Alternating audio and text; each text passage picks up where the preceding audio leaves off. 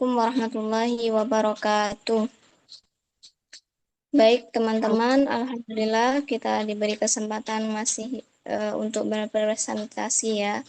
Kita dari kelompok 6 izin presentasikan tugas kita, makalah yang berjudul Nilai Dasar Instrumental dan Praksis dalam Undang-Undang Dasar 1945, Makna Konstitusi bagi warga negara. Kelompok kita ada 4 anggota. Yang pertama adalah saya sendiri, Rizkia, lalu Faza Aminatul, sama Almira Syifa, sama juga Bu Maulidia Rahmawati. Baik, beralih pada materi prinsip-prinsip fundamental yang akan disampaikan oleh Faza. Monggo Mbak Faza.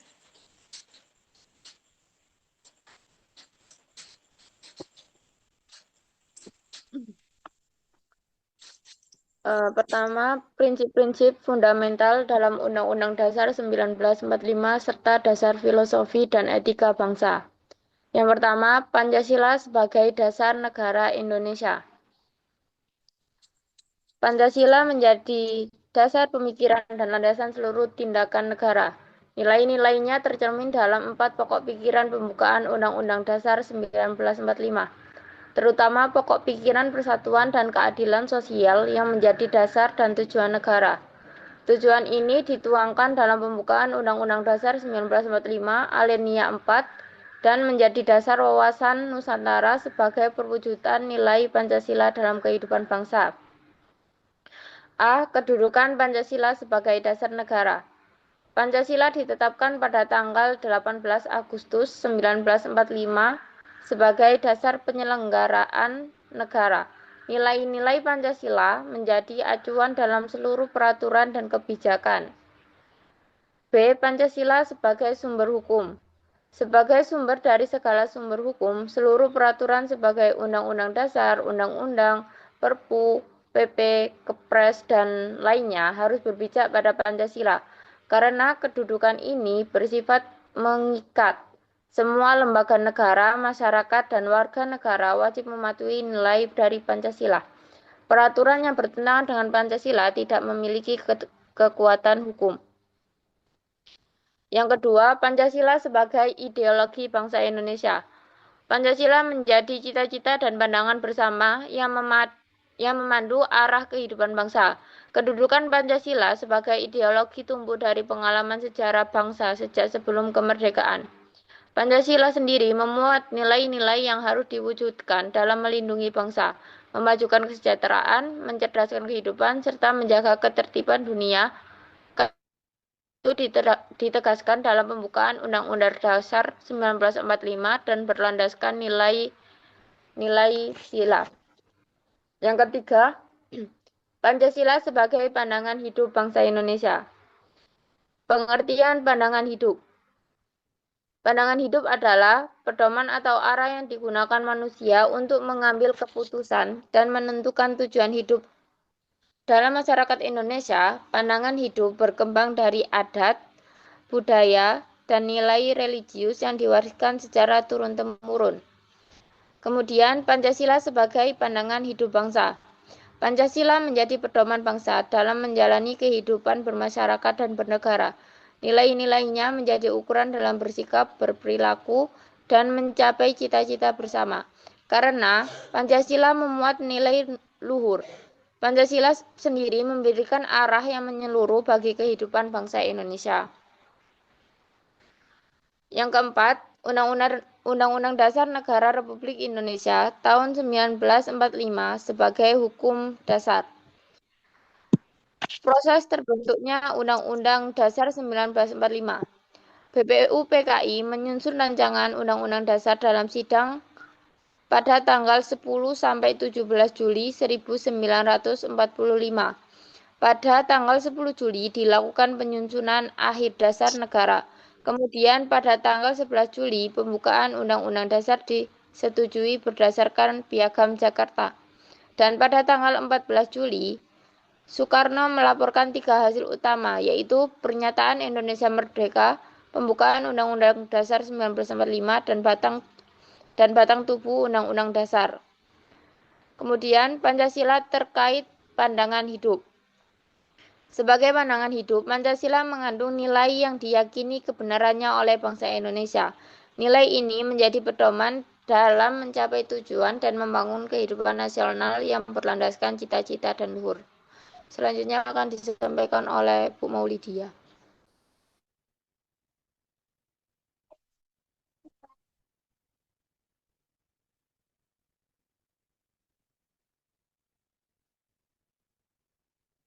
Hmm, Selanjutnya yakni nilai-nilai fungsional dalam Undang-Undang Dasar 1945.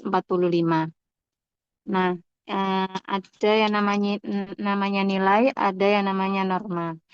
Nilai itu merupakan pedoman dalam mempertimbangkan keputusan.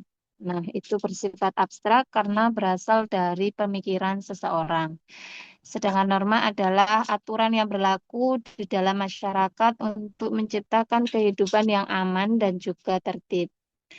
Kemudian konstitusi yang merupakan hukum tertinggi dalam suatu negara, di mana dia mengatur dasar-dasar penyelenggaraan pemerintahan. Tanpa adanya konstitusi, maka negara tidak akan dapat berdiri, sehingga konstitusi memegang posisi yang sangat vital. Nilai-nilai konstitusi mencakup norma agama, kesusilaan, kesopanan, dan juga kebiasaan, serta norma-norma hukum. Konstitusi menjadi dasar aturan yang mengatur hal-hal yang mendasar, sehingga dia berfungsi dalam kehidupan berbangsa dan juga bernegara. Salah satunya yakni menjadi landasan konstitusionalisme, yaitu dasar penyelenggaraan negara berdasarkan konstitusi. Kemudian juga berfungsi sebagai membatasi kekuasaan pemerintahan agar tidak bertindak sewenang-wenang dan menjadi dasar penyelenggaraan negara menurut sistem ketatanegaraan yang dianut dan juga menjamin hak-hak asasi warga negara. Maka nilai-nilai fungsional Undang-Undang Dasar 1945 itu juga bisa diterapkan dalam kehidupan sehari-hari. Terlihat ketika masyarakat menaati hukum dan juga peraturan yang berlaku, bisa menggunakan hak berpendapat, serta mengikuti pemilu sebagai wujud kedaulatan rakyat dan memperoleh pendidikan yang layak, serta melaksanakan kewajiban seperti membayar pajak dan mematuhi kebijakan pemerintah demi kepentingan bersama. Mungkin itu akan dilanjutkan saudari Almira mungkin ya.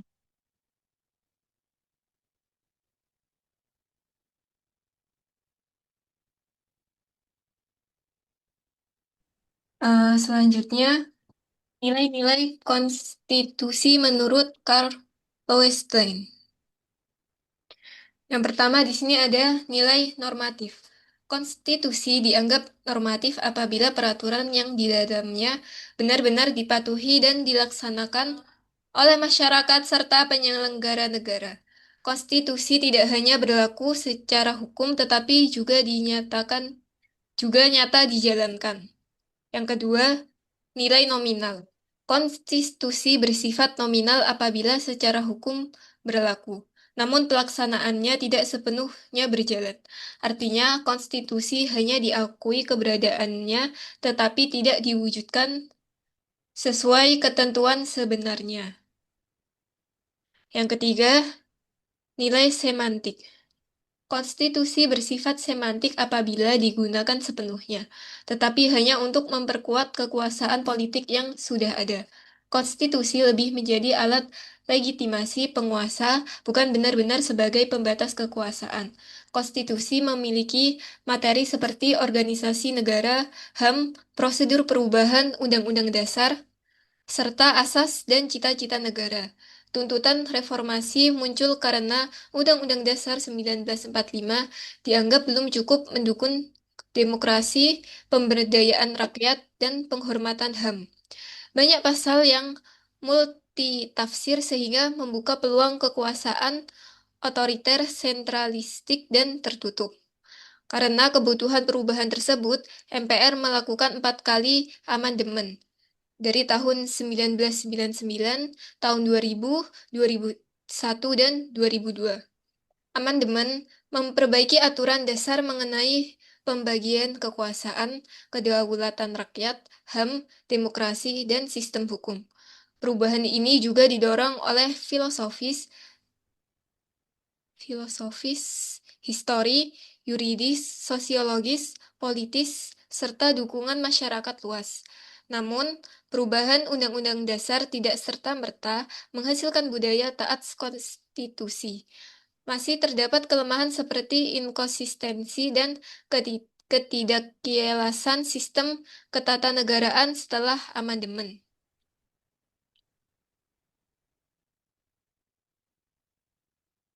Arti Konstitusi UUD 1945 bagi masyarakat Indonesia. UUD 1945 sangat penting bagi masyarakat karena menjadi dasar dalam menjalankan kehidupan berbangsa dan bernegara. Konstitusi ini mengatur hubungan antara negara dan warga negara, termasuk memberikan jaminan hak-hak seperti hak pendidikan, perlindungan hukum, kebebasan beragama, dan hak menyampaikan pendapat. Dengan adanya jaminan tersebut, masyarakat dapat hidup aman dan bebas dalam sistem yang demokratis. Selain hak, UUD 1945 juga membuat kewajiban warga negara seperti menaati hukum, menghormati hak orang lain, dan membela negara. Kewajiban ini membuat kehidupan sosial menjadi tertib dan harmonis. UUD 1945 juga memberi landasan bagi masyarakat untuk berpartisipasi dalam membangun seperti melalui pemilu, penyampaian pendapat, dan serta pengembangan potensi diri. Secara keseluruhan, UUD 1945 memiliki makna besar bagi masyarakat karena tidak hanya mengatur hak dan kewajiban tetapi juga membuat peluang bagi warga negara untuk ikut serta memajukan bangsa menuju keadilan, kesejahteraan, dan persatuan nasional. Selanjutnya akan dibacakan oleh Mbak Rizkia.